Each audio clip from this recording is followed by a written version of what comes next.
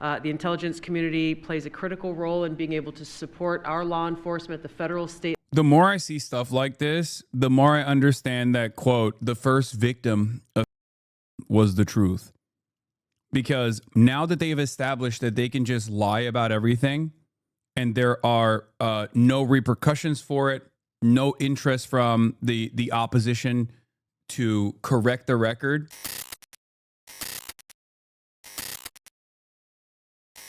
Oh, Trump's live talking about the cartel announcement. We'll talk about that too. That was not a bad week for him. Okay, that was not a bad week. He's had somewhere 18 or 19. You know what his excuse was? Yeah, but that was a long weekend. Okay, can you believe it? He said that was a long weekend. He's bad. And the mayor is worse. I mean, that mayor is worse. Low IQ, very low IQ. And we don't need low IQ people. We need people that are going to take care. And I love Chicago, and I love those beautiful women. Black women, beautiful women wearing MAGA hats, and they're all over the place in Chicago. They want protection. They don't care if it's the National Guard, if it's the Army, Navy, Coast Guard, Marines. They'll take Space Force, okay? Space Force, send them in. They just don't want to be mugged, killed, raped, shot in the head, and we stop it. So we're going to be given a very special we're going to give Chicago very special care. As you probably know, maybe you heard, we were going to do a big surge in San Francisco, but I got a great call from some incredible people, some friends of mine, very successful people. Mark, everybody knows him, and Jensen, everybody knows Jensen, NVIDIA, and others called me from San Francisco. And they said, we're working really, really hard with the mayor, and we're making progress. Would it be possible for you to hold off the surge? And I had 4 or 5 calls, and I think they're making progress of their own. That would be the greatest. I mean, if they could do that, that'd be great. And they have great competence in those people. I mean, incredible competence, some of the smartest business leaders. And they're working very well with the police department. They're doing a good job. So we are holding off that surge, everybody, and we're going to let them see if they can do it. I said, I think we can do it much faster. I know we can do it faster. I think we can do it better than anybody. We can take criminals out that they're not going to know about, and probably they don't have the legal authority maybe to do what we can. But I'm okay with it, and we're going to let San Francisco, has the potential to be, it was a great, great city, has the potential very quickly to be a great city again. And these are the companies that are there that are all working, and those are the people that asked me, could you do away with the surge, and let's see how it works. And we'll do that. If we need to, we'll do it. But it's possible that we won't need to, and we will be focusing on other places like Chicago, and we'll have Chicago taken care of very quickly. But just remember, 11 people shot, 4 people murdered, okay? And that was this weekend, and that was Chicago. And then you'll see Pritzker get up and talk about, well, we have it under control. They don't have it under control. Just the opposite, it's getting worse. So we'll take care of, as soon as we give the go-ahead, which is all I have to do is give the go-ahead. We won the big court case the other day on the National Guard. That was a good case. Same thing with Portland, speaking of that, because that's where we won it. But, I mean, I looked the other night, Saturday night, Portland is like burning to the ground, and these people are saying, it's just friendly stuff. The whole place is burning to the ground. So we'll take care of that one. That's like an insurrection more than it is anything else. That's crazy. Portland's crazy. And then you listen to these radical left people talking about it's really okay. You're seeing things. You're really seeing things. So we're going to take care of Chicago. We're going to take care of Portland. We're going to take care of Memphis. We're proud of D.C. There's nothing to take care of anymore, but we're not going to let it ever go bad. It's never going to happen again, our nation's capital.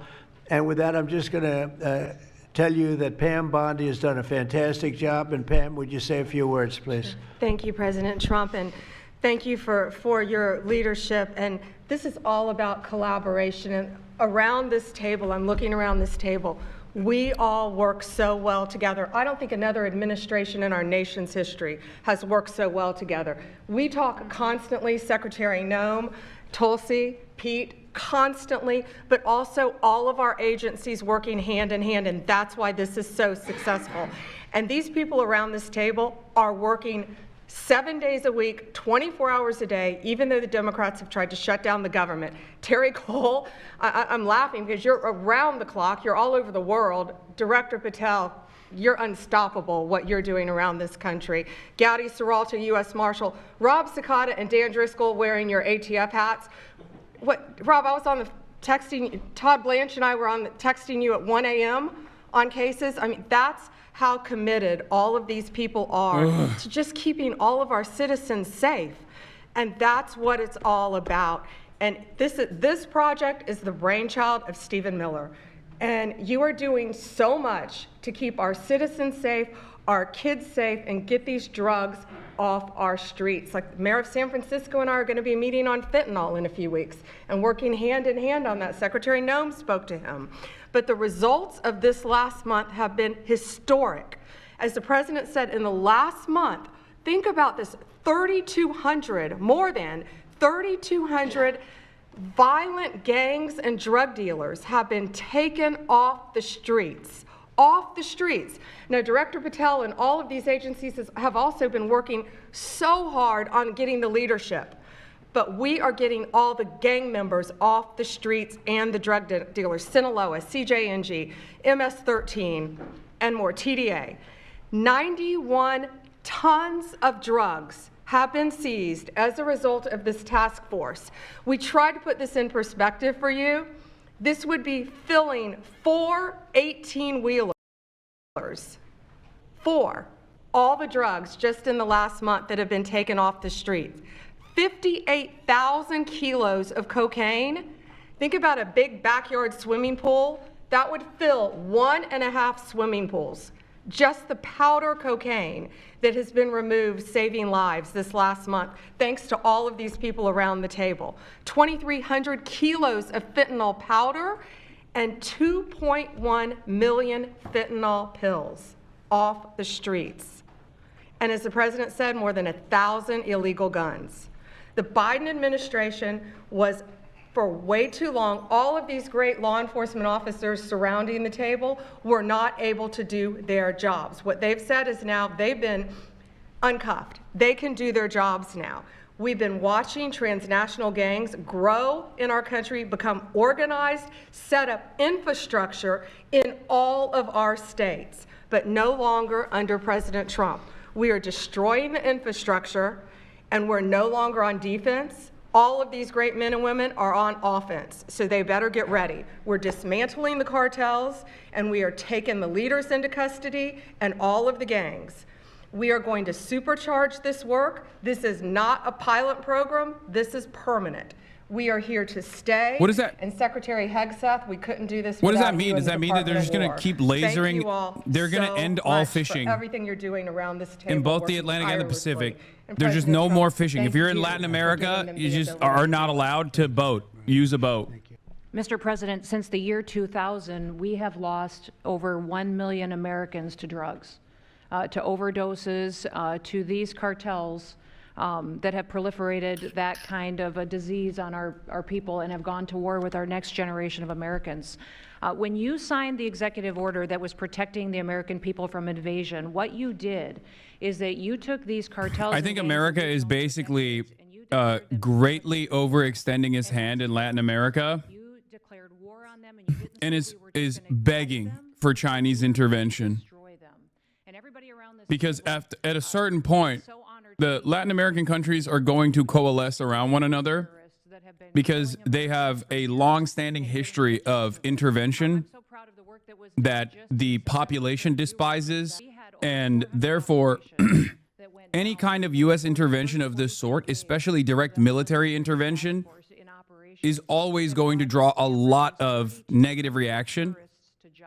And if America keeps doing this stuff, if America keeps doing this shit, I feel like I assume they're doing this because they want to escalate to a real boots on the ground war, like a hot war. And I don't know how much the countries outside of the periphery are going, especially industrial capitals, are going to allow their trade partners to be destroyed this hard. Just a ton of our incredible interdictions. This is not about Venezuelan governance. Operations that you've targeted in the Caribbean with the Department of War. This is not about any of that. Thank you for the leadership you put at this table, for your cabinet members, for Stephen Miller, for putting this in place to make sure that This is more so about consolidated. America's You took for direct intervention forces that were already and established endless within the need for government, militarism you streamlined them into this room. with no repercussions whatsoever. So that we can look at each other in the face every day. Yes, and say, I'm talking "What's our about problem? the How do we CELAC address zone of it? How do we peace. fix it?" And then we go to work together with our But I don't know arms how length to do valid this exactly is. what you told us to do. And that's not just protect the American people from invasion, but to kill these terrorists. You gave us the task to eliminate them, destroy them, so that they can't destroy the next generation of Americans. So thank you, sir. Thank you for the people you put around this Thank you table. very much. That's a great job. Thank you. Pete? Yes, sir. Well, thank you, Mr. President, for your leadership. Chief, likewise, Tulsi and Todd and Dan and Pam and Christy and Stephen and Cash. I mean, I could go around the table. From the Department of War, we are thankful and grateful for the incredible effort that your agencies put in. And we could not be more proud to stand shoulder to shoulder with you, not superficially, not kind of over here, but front and center on the Homeland Security Task Force, right there with you. Because our department has spent over 2 decades defending other homelands, and we're very proud to be defending our own. And if you talk to the troops down the believe it. southwest border, Mr. President, morale is sky high and continues to be. This is They're yet proud to be another- defending their own communities, their own This is states. yet another thing that I have warned So against when that executive order over and was over signed, again, the mission was demanding that the protecting Democrats the actually American offer people clarity and truth And so the Department as a of War counter has to the created lies southwest border that with were more than being 10,000 presented by the troops Republicans. The around notion that defense areas that were drugs alongside the Border were Patrol, actually and we coming locked in that border down. on the backs of regular border crossers. The notion that the best, most successful way to limit overdose deaths was with criminal apprehension of this sort, increasing the intensity of these militant actions. Hunting ISIS. Well, as the president said, None of this is actually solving the problems. Al-Qaeda None of the it. Western Hemisphere. They intimidate, they If anything, it's terrorize, making the situation worse. they poison the American people. The president's right. Every boat we strike is 25,000 Americans whose lives are saved because of the drugs that were headed in our direction. So our message to these foreign terrorist organizations is we will treat you like we have treated Al-Qaeda. We will find you, we will map your networks, we will hunt you down, and we will kill you. And you've seen that evidence in the maritime domain, whether it's in the Caribbean or in the Pacific with the last 2 strikes. We know exactly who these people are. We know what networks they work with, what foreign terrorist organizations they're a part of. We know where they're going, where they originated from, what they're carrying. And they know we know. And that will soon start to change the calculus of these boats. So the critique of this is, of course, as often is the case, wrong. We know our authorities. It's locked tight. And we're going to treat them like foreign terrorist organizations on the offense. So the Department of War is not going to degrade or just simply arrest. Oh, my We're God. going to defeat and destroy these organizations to defend the homeland on behalf of the American people, making the jobs of law enforcement safer in the process, making the communities of Americans safer in the process. We think it's a very core mission of the Department of War, and we're proud to be here, Mr. President. Thank you very much, Pete. Thank you. Tulsi, please. Yes, thank you, Mr. President. The key reason that you are hearing about these incredible effects is, number one, the team that you've assembled here and the leadership and the tone that you have set, first and foremost, about keeping the American people safe. The intelligence community plays a critical role in being able to support our law enforcement, the federal, state. The more I see stuff like this, the more I understand that, quote, the first victim of fascism was the truth. Because now that they've established that they can just lie about everything and there are no repercussions for it, no interest from the opposition to correct the record, now they can just say lies about everything that they're doing. Oh, are we severely escalating our endless militarism in South America? Why are we doing that? Because they're narco traffickers. They are drug cartels that are narco terrorists, and we must kill them. Wait, it comes out that the boat that you lasered was actually a bunch of fishermen. Doesn't matter. They were still drug traffickers. And if you're against this, then you are a drug trafficker yourself. And we will come after you, and we will apprehend you, and we will treat you like a terrorist as well. That's what it is. That's what's going on. The first victim was the truth.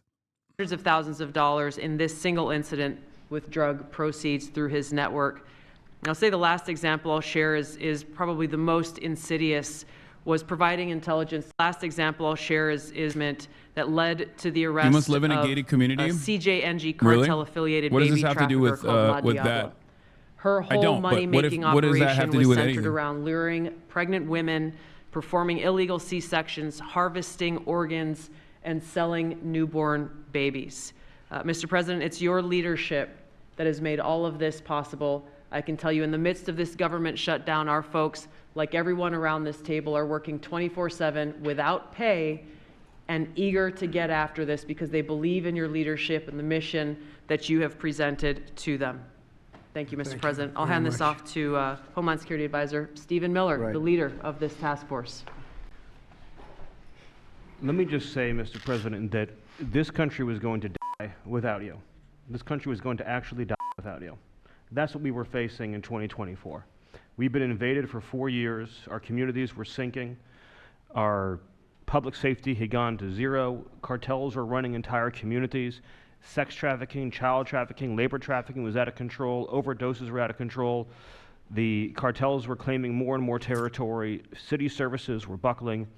This was a country on the verge of dying, and you alone saved it. And when you stepped forward originally in 2016, you started the movement to make America great again, and that means make America great again in every way, and that means safety and prosperity and peace and freedom from cartels and crime and gangs. And your vision and your leadership in declaring war on the drug cartels is the single most successful public safety initiative. He is Goebbels incarnate, 100%. I need the media to understand what President Trump has done. People have been talking about drug cartels for longer than I've been alive. And everyone has just taken for granted that they can't be touched or stopped. They're too big, they're too powerful, they're too evil, they're too murderous. They can operate with impunity. And in just 9 months, President Trump is the only American leader, not just in our lifetimes, but ever, to actually take the fight to the drug cartels, to actually seek their eradication. And it is happening. And so while the Democrats are shutting the government down and fighting for free health care for illegal aliens, look at what President Trump has assembled here. He's assembled a team under his vision, direction, and leadership that is saving hundreds of thousands of lives. Hundreds of thousands of lives. And only President Trump could have done this. And I will say one last thing, which is that his courage has been an inspiration to everyone else in this room.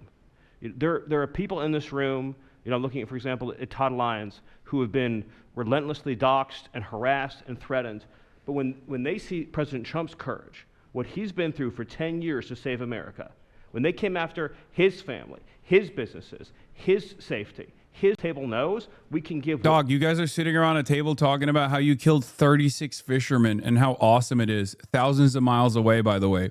The fuck do you mean the bravery you exhibit for wholesale slaughter of random foreigners off of their own fucking coastline? What are we talking about? Wow, how brave of you. Thank you. Thank you for exhibiting the bravery to justify the assassination of random fishermen, dude. In a lot of ways, not just this. We were dead as doornails on this, but we were a country that was in serious trouble and beyond that. And we have the hottest country anywhere in the world right now. Oh, my God. The whole world is talking about it. We have the hottest country anywhere in the world. We're going to clear up this crime in our cities. We can do it quickly, too. They showed how quickly we could do it in D.C. It was a real bad place. It was a real mess. Dirty, filthy, disgusting, graffiti all over the place, tents on every ounce of parks that we had. Just disgusting. And I rode around last weekend. I rode around the city. I felt very safe in that car, but, I would have done it without it. I wouldn't need that car so much anymore, I will tell you. But the place was clean. We've started that also, not only law and order, but the cleanliness is important. I think cleanliness is almost a part of law and order. If you see dirty, disgusting streets and potholes all over the place and railings falling down and graffiti all over the marble, beautiful statuary marble columns, those gorgeous columns where they had graffiti. It's all gone. And I think it's a part of it. I really do. I think it's a big part of it. But we have a city that we can be proud of. We're going to be that way with every he's city an we have. urbanist, That's yeah. why with San Francisco, I wish him luck, but we could do it so much faster. I told the mayor, I love what you're doing. I respect it, and I respect the people that are doing it. They're the biggest people in the country. They're the biggest people in the world. A lot of the high tech. Some people like them, some people don't, but they're smart, and they want to do it. And I said, I am so honored to let you do it. And if it doesn't work out, we'll do it for you very quickly. But I just want to thank the people around this table are amazing. Cash, please go ahead. Mr. President, I'll just keep it short, but I think what the media should realize is the amount of courage it takes to do this. And you led that mission. You led it during your campaign, and you brought it to the American people.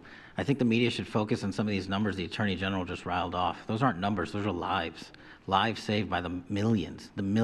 Enough, excuse me, enough fentanyl to kill over 200 million Americans, gone, evaporated, off our streets permanently. Your vision to safeguard American freedoms and our children and our future is the most courageous thing I've ever seen a president of the United States ever do. And your ability to marshal it out in 8 months, these statistics would have taken other administrations decades. And the partnership that you see around the table, I just want to, sum it up with the following. When I call these folks around the table, when I call our state and local law enforcement partners who have been absolutely critical to this mission, when Stephen Miller called me and said, we're going to create the Homeland Security Task Force and the FBI and DHS are going to co-lead it, I said, absolutely. The country's been yearning for this and needing it. And the one thing I see different than any other administration is when I call these people, they pick up. I don't get a voicemail. When I make an ask, they answer, and the same is true. And so the FBI is playing a pivotal role in your administration in helping lead out this mission, and Stephen's vision has finally come to life.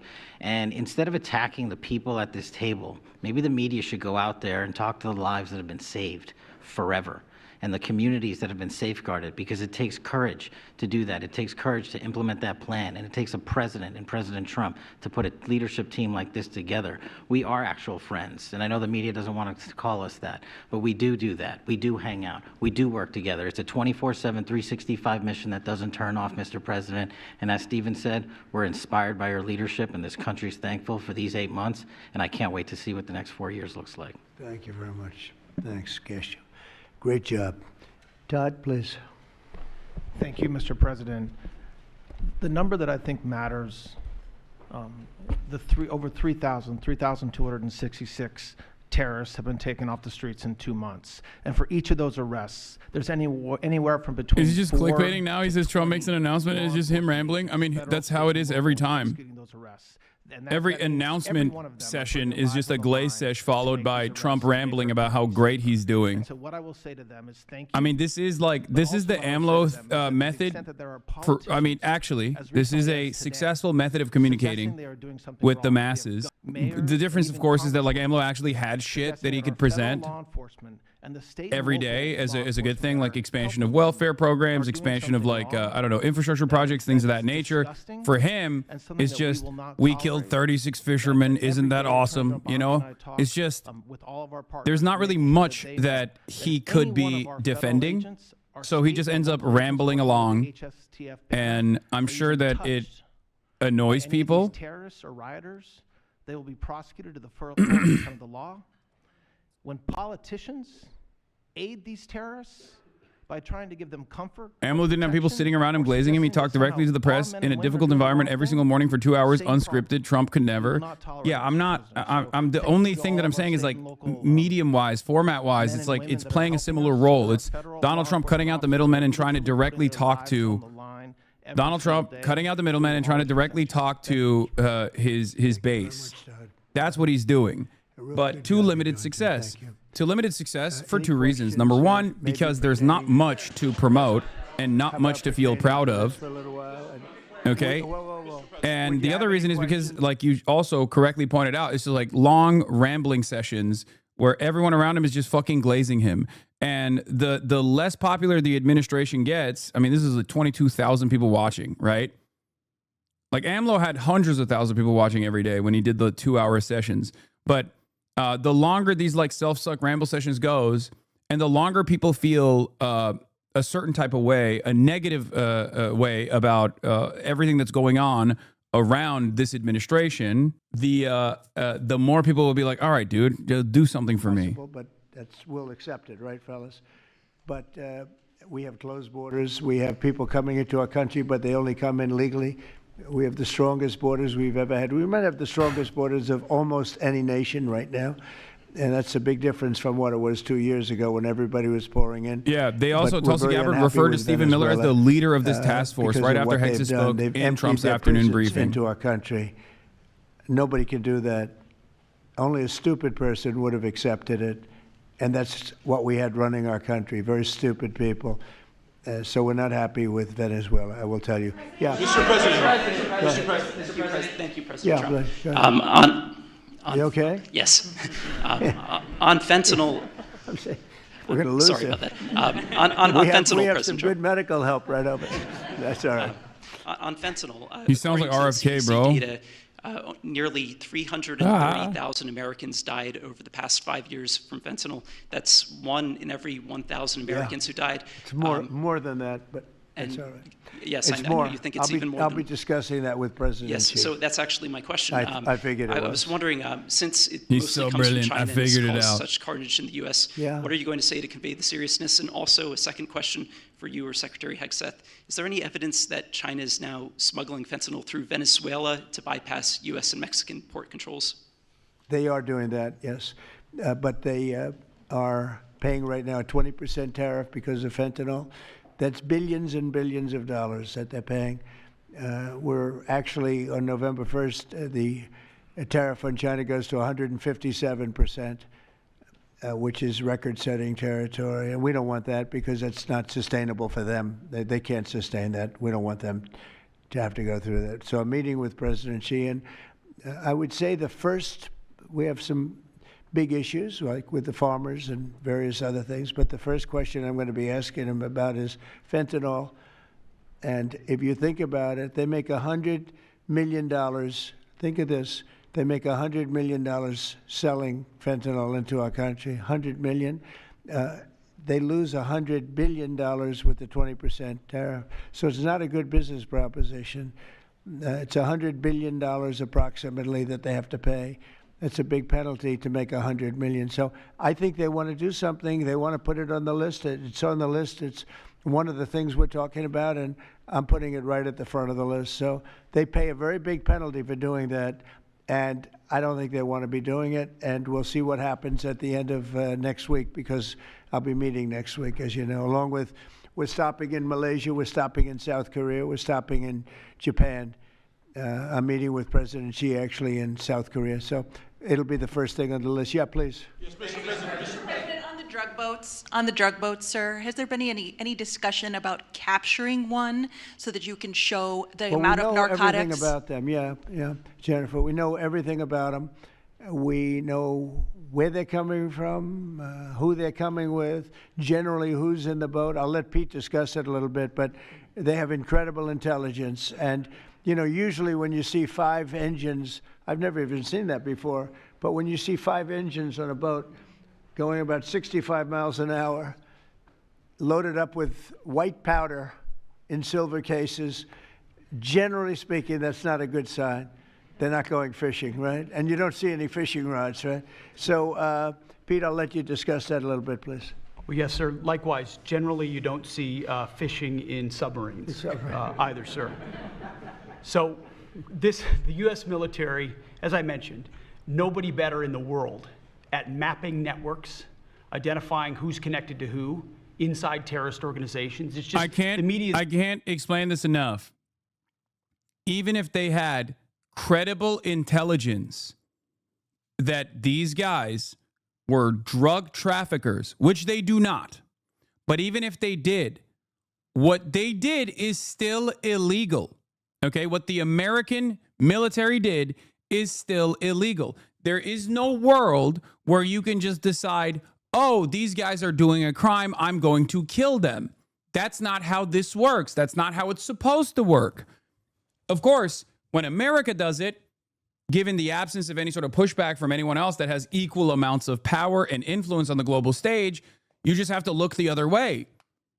But even in the past, the American government, knowing full well that if they wanted to maintain their status as the world police, would try to, at the very least, create a permission structure and an environment of legality with bullshit reasoning and things of that nature. They have completely dropped all notion that there is any need to justify these actions. They just go, they're criminals. We said so. Shut the fuck up. Now, of course, it was still mind-boggling criminality when Barack Obama was doing his drone wars, okay? And the internal calculation that he was doing about proportionality and whatnot, that was still silly. It was still illegal. But the fact that they are even less restrained now means we are moving into the next phase of overt fascism. Amazing. But we have the Gulf of America, and there are very few boats, very, very few boats, not even fishing boats, to be honest. I don't want to do that to the fishing industry, but it's been so effective. And our sea drugs, as they call them, they use the term sea drugs, the drugs coming in by sea, are like 5% of what they were a year ago, less than 5%. So now they're coming in by land, and even the land is concerned because I told them that's going to be next. You know, the land. Oh, God. And we may go to the Senate, we may go to the, Congress and tell them about it. But I can't imagine they'd have any problem with it. I think, in fact, while we're here, I think it's a good idea, Pete. You go to Congress, you tell them about it. What are they going to do? Say, gee, we don't want to stop drugs pouring in? They're killing 300,000 people a year. I think that's the real number, 300,000 people a year. So between that and my discussion with President Xi, I think we have never made progress like we've made. The sea drugs are almost dead, and they can't come in that fast from the land. And the land drugs are much more dangerous for them. It's going to be much more dangerous. You'll be seeing that soon. So that's the way it is. Yeah. Go ahead, please. Yeah, go ahead, please. With the glasses. Go ahead. Thank you, Mr. President. Good. I wanted to ask, what's your reaction to Representative Dan Goldman calling on NYPD to arrest ICE agents who he says are acting illegally? He says they are illegally assaulting people and illegally detaining people at immigration courts in New York. Where are you from? Well, I know Dan, and Dan's a loser. You understand. He's a guy that doesn't have what it takes. What outlet He's are you been trying from? So hard. Who's to ask me such a question? And they're exhausted. I mean, it's so ridiculous, right? A suggestion like that. So, they're just trying so hard, and it's not working. They've even now started imitating me, of all people. They want to imitate me, and they start using foul language, but they use too much of it. You can't use the F word 7 times in one sentence. It doesn't work. It might work once every 7 news conferences, but you can't do it. You can't do it 7 times in one sentence. So I don't know. They're really they're in big trouble, that party. Go ahead. Mr. President. Some alleged some of these recent strikes and been sent back to their home country. If they're terrorists, why not just arrest and detain them? Go ahead. 2 points on that. First, when I served in Iraq in 2005 and 2006, we used to, in sort of a gallows humor way, talk about the Iraqi catch and release program, the reality that we would catch a lot of people, hand them over, and then they would be recycled back through, and we'd have to recapture them or attack them again. And that's why changing the dynamic and actually taking kinetic strikes on these boats. Bro just said it, like, it's just straight up. He's just saying it. To those 2 that were, I mean, what a psychopathic person.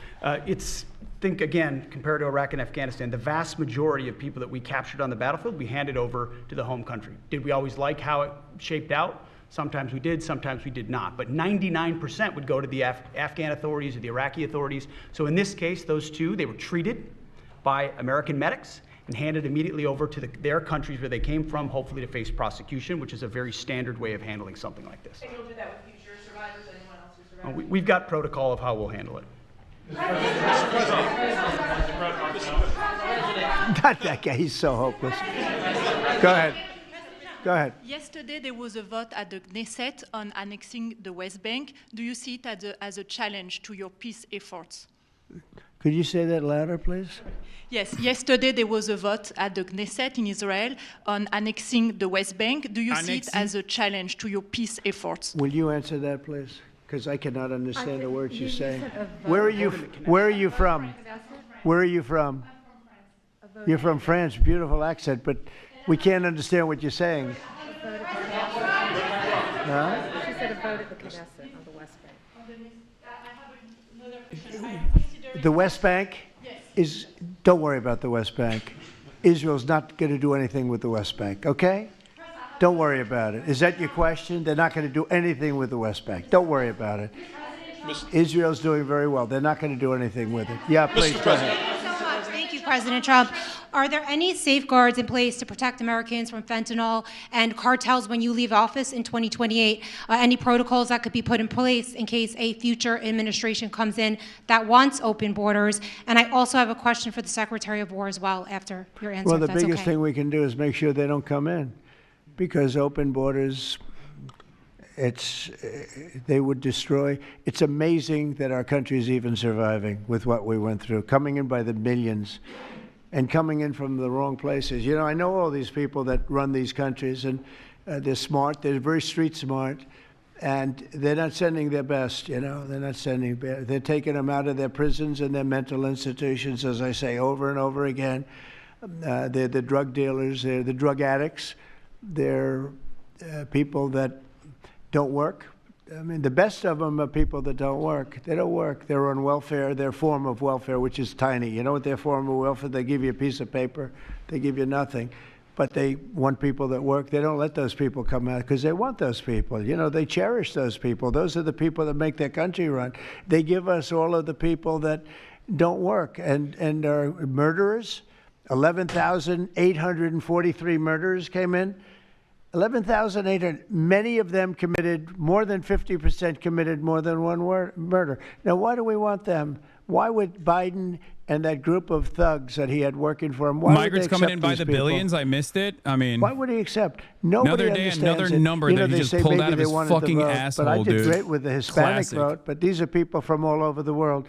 Why would they do it? So one question, no matter what I do, I feel can't, bad for Americans. You This guy's always like crazy. to know, Yeah, I do too. And then I sometimes meet Americans in the wild who love him, and I think we kind of deserve him. I think America's victims don't deserve him. most of which should not have been allowed into our country. It's one of the great enigmas. What they've done to this country should I never didn't miss the be French reporter forgotten asking about in West Bank history. annexation. Should He never, was ever like, be French is a forgotten. beautiful Now it accent, looks but like I don't we know have what a you're communist saying. Mayor in New York. Have to go through the White House. Yeah, please go ahead. The founder of Binance. Can you explain why you chose to pardon him, and did it have anything to do with his involvement Caitlin in Collins. your Which one? Who is family's? that? The founder of Binance. He has a involvement in your own The family's recent crypto one, yes. business. I believe we're talking about the same person because I do pardon a lot of people. I don't know. He was recommended by a lot of people. A lot of people say I don't that. know. Are you I talking pardoned about a lot the of crypto people. person? A lot of people say that he wasn't guilty of anything. He served 4 months in jail, and they say that he was not guilty of anything. That what he did. Well, you don't know much about crypto. You know nothing about. You know nothing about nothing. You're fake news. But let me just tell you that he was somebody that, as I was told, I don't know him. I don't believe I've ever met him. But I've been told by a lot of support. He had a lot of support. And they said that what he did is not even a crime. It wasn't a crime. That he was persecuted by the Biden administration. And so I gave him a pardon at the request of a lot of very good people. Yeah, please. Yes, Daniel. President, thank you so much. This is the kind of question I like. Yeah, right here. the numbers from this task force are jaw-dropping. I wanted to know, this is a question for you and both Stephen, since it was said this is your brainchild. What are the lessons to be learned from the success of the task force, and what are your continued goals with this task force now that you have about 3 years left? Well, the best thing we have going is we have such talent around this table. I could go over every one of these men and women, and we have unbelievable talent. They've got the naturals, you know, like somebody that hits a baseball or a golf ball or a, you know, that you see more, it's more evident. It's beautiful because it's sports. By You the can way, tell in terms of the Binance guy, the reason why he fucking dropped him, I mean, I think we all know exactly why he offered a pardon to him. He is lying when he says, oh, I don't know anything about him. I got recommended. First of all, that's a ridiculous thing to admit. Can you imagine what people would say about Brandon? As a matter of fact, he has said that about Brandon. That's what he talks about when he says the auto pen. The auto pen. When he talks about Biden pardoning people, he constantly talked about that. Or he's like, he doesn't know these people at all. Meanwhile, here he is openly admitting he doesn't fucking know the person that he pardoned, except that's also a lie. He does know. And the reason why he did it is because those guys actually pumped his fucking cryptocurrency. It was a case of open corruption. Okay? Not only did he turn around and neuter the SEC and made it virtually impossible for the SEC to like even go after financial criminals in the regular stock market, but it made it all the more difficult to even go after the less regulated or virtually unregulated security exchanges on the cryptocurrency marketplace. And beyond that, the previous investigations that were concluded, he basically pardoned if they fucking bought his loyalty. It is straightforward, open and shut, quid pro quo. And we took a lot of bad people out, never to come back again. Then most of them never to come back again. But there's great talent and there's also great courage.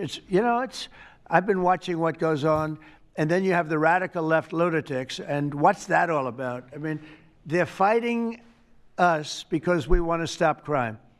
Where do these people come from? They're paid money. I guess they paid a lot of money. But like I saw that ridiculous march the other day. I say, these people are not representative of our country. And not all of them, of course, but many of them are total lowlifes. These are lowlifes. These are people that are paid agitators, and they're not representative of our country. So I don't know. I could just tell you that our country has tremendous spirit right now. You know that better than anybody because you cover it well. But we have a lot of people that are very happy right now with the direction. They did a poll the other day. The direction of our country is better than it's been in 37 years. And I'm upset because I think it should be better than that. I actually said we should be better than that. So, thank you very much for your question. Brian? Mr. President, yes. Thank you, Mr. President. You guys have done an amazing job in Memphis. Some of those numbers are staggering, and we've gotten message on social media wanting to thank you for that.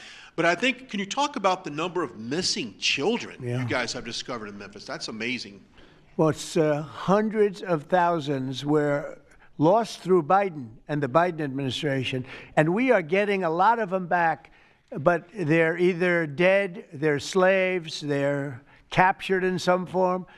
But think of it, hundreds of thousands we're talking about, not even believable. And they came in through the border, they were sold, they were bargained for, and this was all Biden, meaning Biden and Obama, the same mentality, frankly. I think it's the same mentality. Let me tell you, Barack Hussein Obama was a lousy president. A lot of bad things happened. Remember when they used to talk about Trump with the jail cells? Well, he built the jail cells. Well, for the you children. used them. You used them. You also shit on Barack Hussein Obama for doing extrajudicial drone strikes, and now you do it daily to random fishermen. 2 weeks, and then they found out it was Barack Obama that built those. This is unironically the argument, it's bad when a black guy does it, it's good when I do it. Like, how is this in any way, shape, or form? How is this in any way, shape, or form coherent for people? Like, he literally is saying, when Barack Hussein Obama did it, it was bad. When I did it, it was really good. I'm doing it. It's great. Like, I don't want to have. I can't. It's both. Sports. We don't. It's in the same vein as like the partisanship demonstrated here, where it's like political polarization is at an all-time high, where he just goes, when the Democrats do it, it's evil. They must be punished and prosecuted. When I do it, it's actually good. Okay, that's all he fucking keeps doing. That's all this is.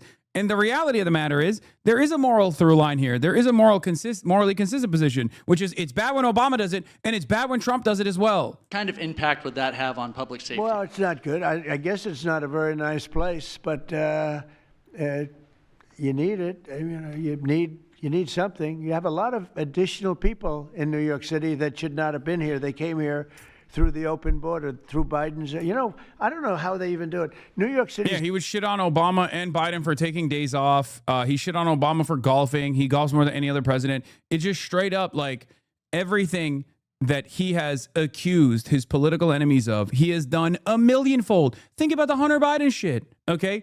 Hunter Biden, absolutely a nepotism recipient, okay? He is a nepotism recipient. That much is obviously clear.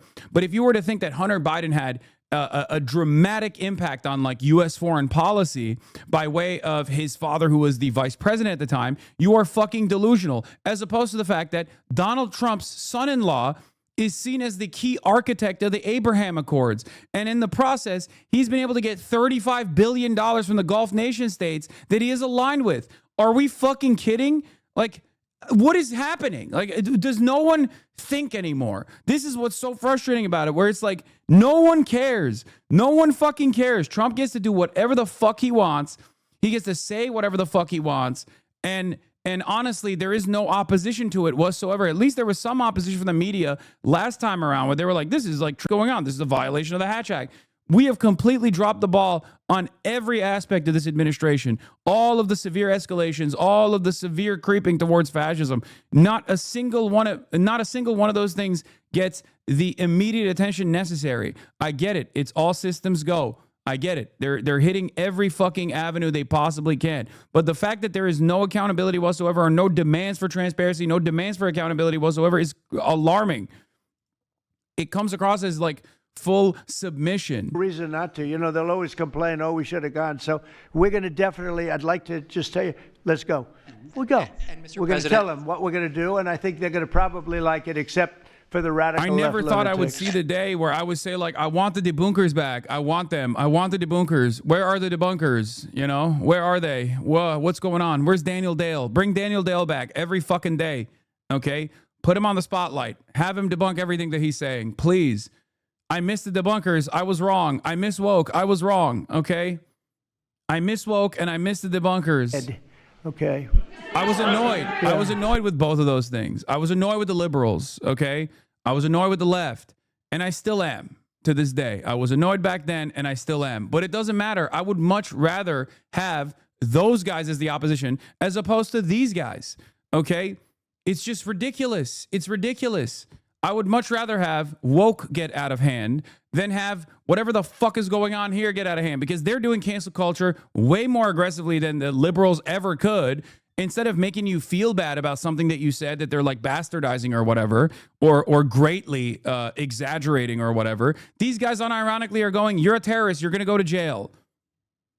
Or if you're not living within the U.S. boundaries and you're not an undocumented or documented migrant, they just, if you're a documented or undocumented migrant, they just jail you regardless, okay? And then if you are outside of the periphery, if you are outside of the U.S. borders, they just fucking laser you from the sky. And then they talk shit about how you were a drug trafficker after the fact. What the fuck is going on? Narco-terrorists is an important inside our hemisphere, which for far too long, other presidents, as the president pointed out, they've ignored our own backyard and allowed other countries to increase their influence here, which only threatens the American people. We're changing that. One big thing that has happened, though, because you mentioned expansion and expand our efforts. So when I was running for office, second term, everybody was talking about the fact that nobody wanted to join the military, nobody wanted to join the great police force. You know, they didn't want to join New York's finest or any of our police forces. Portland isn't burning. There have been protest clashes near one ICE building. The country with the uniform. Federal agents used tear gas and smoke Saturday. The Oregonian reported the canister sparked small fires that rain quickly put out. Fire department wasn't even summoned. Space Force, Coast Guard. We're setting There's my debunker. records. We've never There's had my goat anything like it. debunker. And I'll tell you when it started, November 5th. We didn't even have to wait till January 20th. They saw spirit. And now we have people coming in that are, it's unbelievable. And if we wanted to increase our military force, if we wanted to increase any one of these, including police forces, they can now get men. People didn't want to be policemen and women. They didn't want to be firemen and women. They didn't want to go into the military. We were having tremendous recruiting problems, and now we're setting records. We literally, last year at this time, you were doing stories that the recruitment was a disaster. We couldn't get men and women to go into the military. Now we have such an overabundance. We've never had, I mean, it's, as I understand it, it's like record-setting recruitment. This is in less than a year. It's been amazing. So this is a good time to expand if we want to do it. And I think we should. I think we should. And we probably will. Yeah, please. Yeah. Blue. questions for you. First for you and Secretary Hegseth, is the administration supportive of sending National Guardsmen to cities for the express purpose of aiding deportation and immigration enforcement efforts? To expand deportation efforts?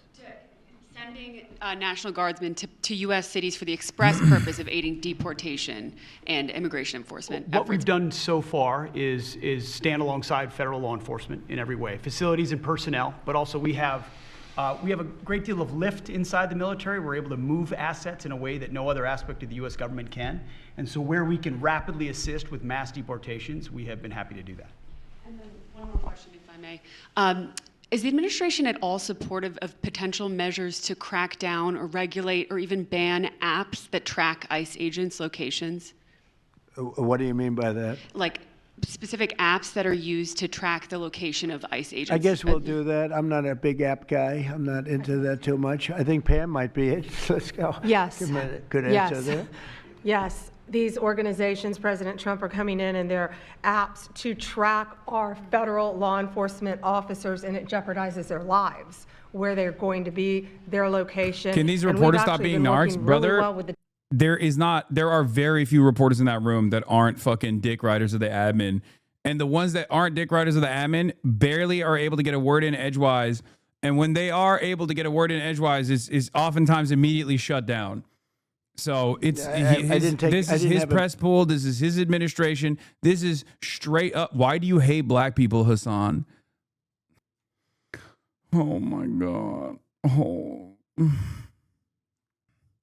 Anyway, let's keep going. David, where you did this. This is the administration. This is a fascist administration. Show no mercy on the cartels and employ a big part of developing a coherent fascist movement requires destroying an established consensus reality and rebuilding it in the ways they see fit, mythologizing a superior white group of people, like a white in-group, okay? Leaning into pre-existing white supremacist values that already are fundamental to American existence and American inception. Destroying all of the enemies, constantly reinforcing the dehumanizing language around victims of the administration. Guy is paying for all that stuff. And we don't mind protest. Protest is a good thing. I protest. I'm always protesting, right?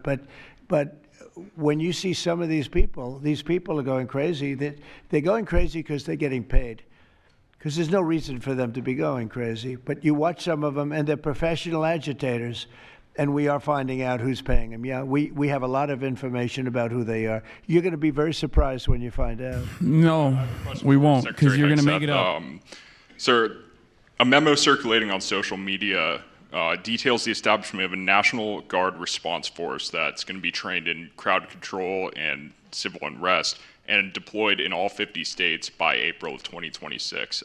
Can you verify the authenticity of that memo, and do you have any more information on the operations? I'm not going to answer particulars on something that may be in the planning process, but we definitely do have multiple layers of National Guard response forces, whether it's in each state, whether it's regionally, whether it's Title 10 active duty, whether it's Washington, D.C. We've got a lot of different ways that constitutionally and legally we can employ Title 10 and Title 32 forces, and we will do so when necessary. Thank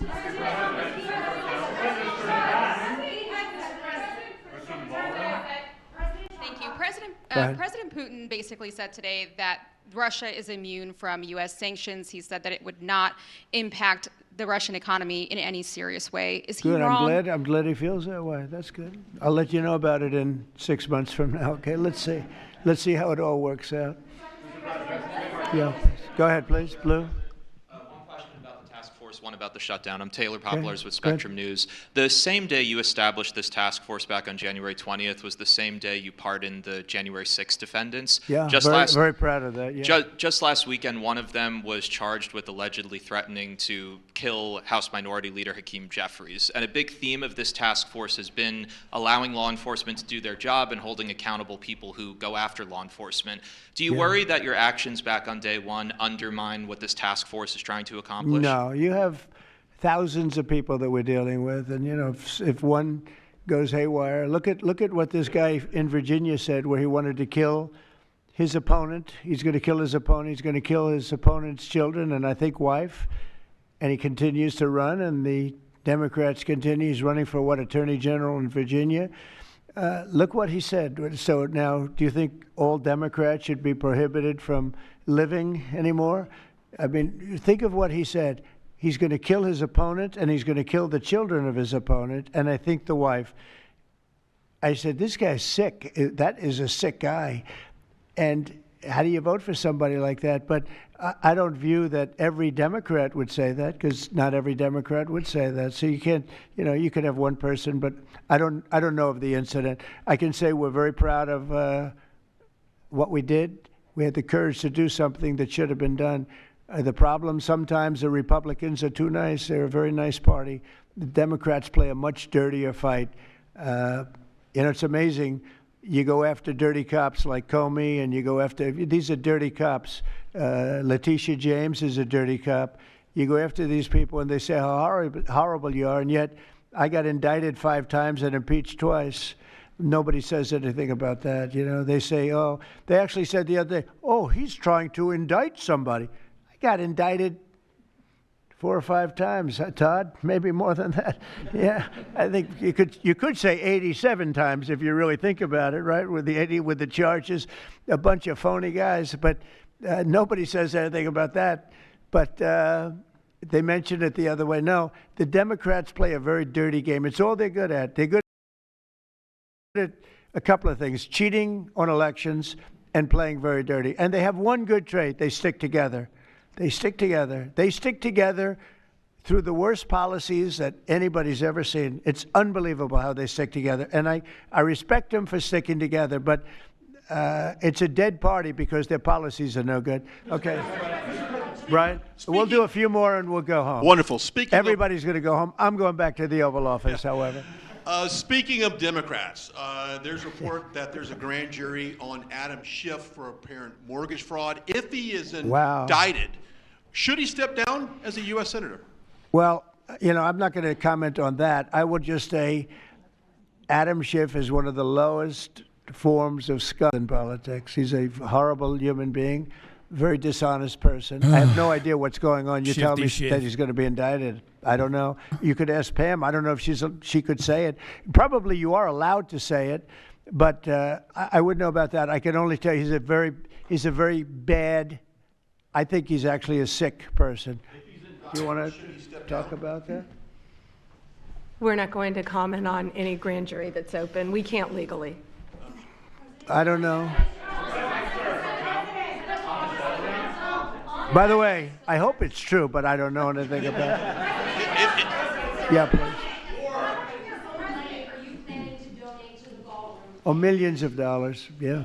Well, I also give, I give a lot of money to the White House. The White House is, as you know, I give my salary, and I usually like to steer to the White House because this house was a little bit abandoned. First of all, for 4 years, you had a guy walking around that didn't know where the hell he was. And this house was not taken care of the way it was supposed to be. I take very good care of property. I was very good at that. And you'll notice the floors downstairs, I paid for them. Marble, the most beautiful marble you've ever seen. The white floors down in the Palm Room, they look like they came out of, I don't want to lose because they're big supporters of mine, Home Depot, so I'm not going to say bad, but they did come out of a box from Home Depot about 30 years ago. They were all broken, but now they have the most beautiful floors, the most beautiful lights and chandeliers. I think most of you, Brian, you've seen that, right? Yes. How beautiful is that? And I take care of it. So I spend millions of dollars on this building, taking care of it. It was not properly maintained, and now it's starting to gleam like it should. It should really gleam, and you should go down and visit the Presidential Walk of Fame. Have you seen it? It's quite good. I'm sure that a lot of people coming to the White House. It's hot. It's very hot, but it's really a tribute to the presidents, past presidents of our country. Yeah, please. Mr. President. Yeah, behind you, please. Yeah, go ahead. Thank Go you. ahead. So on Monday, a question for you as well as Secretary. He's not funding the renovations. He's not funding the ballroom. It's actually being funded by Raytheon, Lockheed Martin, and Amazon. Or I think maybe Palantir. It's so do with that information what you will, but it's not coming out of his pocket. It's coming out of the pockets of major donors to the administration. A Hispanic individual that. Are you asking me that question? You as well as Secretary No. They are arresting bad criminals, and they're really good at it too. I look at the numbers. They always like to say that, oh, you're arresting this and that. Then when you check it, you find out, geez, almost every single time, and obviously every once in a while they may get one wrong, but they always correct it. They're able to correct it. But they are arresting really bad people. They're arresting people that kill, people that would cut your throat and not even care about it. These are brave people, and it's very dangerous. And if they go even a little bit too far, they get into trouble, which is a shame. I protect them, but they get into trouble. But they're arresting very serious criminals, and they're getting them out of here. Okay, one or two more. Doug, do you have a question? I'd love to have Doug have a question, our great photographer, because he's such a great guy, and he might be the most talented person over there. Go ahead, let's hear your question. This guy's a real beauty. On the cartel strategy, hearing you talk about it as a war, hearing Secretary Hegseth talk about defeating and destroying and the comparisons to ISIS and Al-Qaeda, those efforts took American troops being engaged in foreign countries. Do you think that's ultimately where this is headed with the cartels, having American troops in countries like Venezuela? No, the cartels are very bad. They had a lot of bad people coming in. They were interviewed recently, and they were asking people what their problem was, and one guy said, yes, I'm up for murder. Didn't know what he was saying, obviously. I'm sure his lawyer was not thrilled with his statement, but no, they're rough people coming into those cartels. Those cartels are rough. You look at what happens, the trip up is horrible, especially for women. They're being killed, they're being raped at levels that nobody thought even possible. In my opening speech, I mentioned that, but in a very light way. I mentioned the word rape. Then I found out that you take a look at what happens in those cartels. It's horrible what's going on.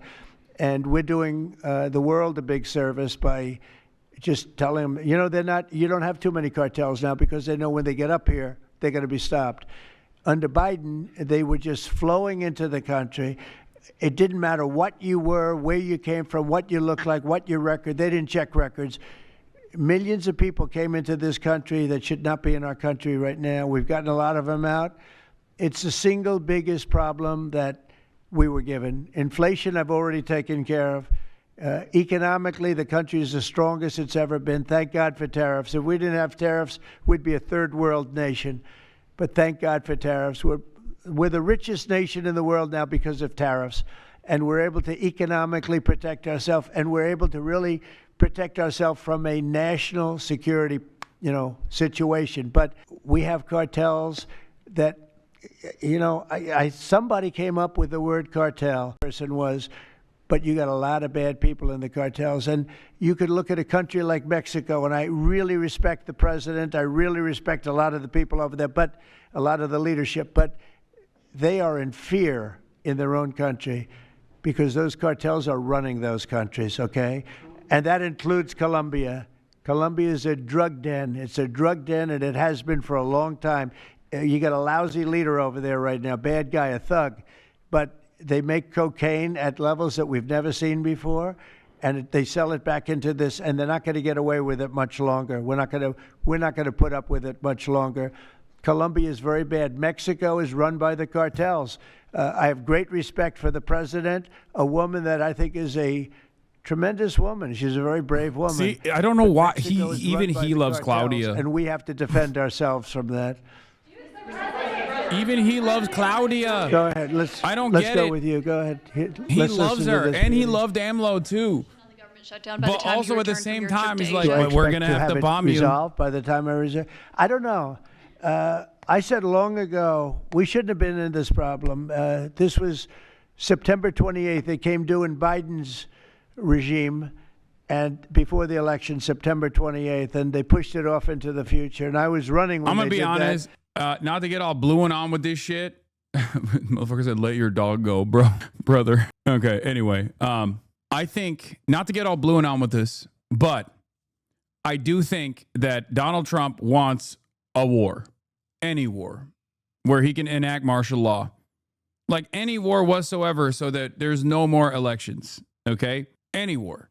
Whether it be a border war with Mexico, whether it be boots on the ground in Venezuela, whether it be drone strikes in Colombia, or whether it be civil war internally, like trying to foment some kind of civil war inside of America by sending the National Guard to different, like various different states, blue states, so that there is enough of a response that justifies even further militarization, and then all of a sudden everything erupts.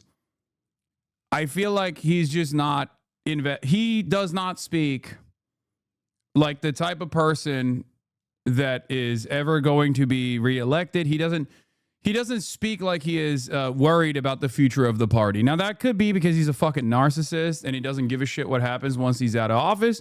Or that could be because he looks at the likes of Vladimir Putin and Recep Tayyip Erdogan and says, I want to be like that. I want to be a leader of this country no matter what, without elections or only fake elections until I die. And then I can pass it on to one of my fucking dumb fuck cocaine addicted fail sons. Your Constitution doesn't have that. You had elections during the Civil War is so funny, dude. I love that. I love the mentality. I love it, dude. You're right. You're right. You're so right. Wait, you're right. The Constitution. How could I have forgotten about the fucking Constitution? Why didn't I think of the Constitution? Excuse me, sir. I'll have you know this is illegal. Yeah, okay. You know what? You know the two most important parts of the American Constitution are the First Amendment, okay, and due process. Those are like fundamental, okay? It's more consequential and more significant than the Second Amendment is, all right? Regardless of how much people LARP about loving the Second Amendment to protect the First, right? Look what this administration is doing with that right now. They're wiping their ass with not just the fucking Constitution, but the Magna Carta, okay? So they don't give a shit. I don't think they give a shit at all about the Constitution.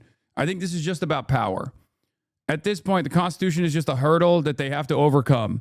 And they will do so by eroding it slowly but surely through a process of targeting people that are less powerful, right? Targeting people within the confines of the pre-existing permission structure.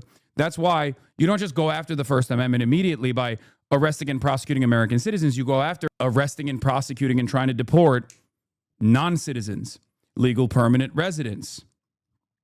Okay? That is how it starts. First it starts with non-citizens under the guise of immigration enforcement, right? What he considers to be an area of strength for him and his base. Then it slowly but surely moves on from undocumented immigrants, which are still constitutionally protected, by the way, to documented immigrants. And then slowly but surely, we move towards a process of denaturalization, okay? All of these things are happening right now. And it's not like it's unforeseeable. They wrote it. They wrote it on a piece of paper and they released it on the internet. Okay, Project 2025, Project Esther. These are long-standing goals of this administration. These are long-standing goals of the Republican Party, the reactionary movement in this country. And they have been working for decades to implement these processes. The unitary executive theory is something that has been around since the 80s and 90s. At first, a whisper campaign, and now something that basically is unquestioned. A big part of the reason why Donald Trump can just like laser people. A big part of the reason why Donald Trump could just like laser people with his military off the coasts of Colombia and Venezuela is because of pre-existing attempts before him to give more unfettered, unrestrained power to the executive office. And the final safeguard that is supposed to exist within the judiciary is the Supreme Court of the United States. And we all know what happened there. It's over. The Supreme Court of the United States is completely captured. The very fact that the Democrats didn't do something about that by expanding the courts was a major mistake. It was a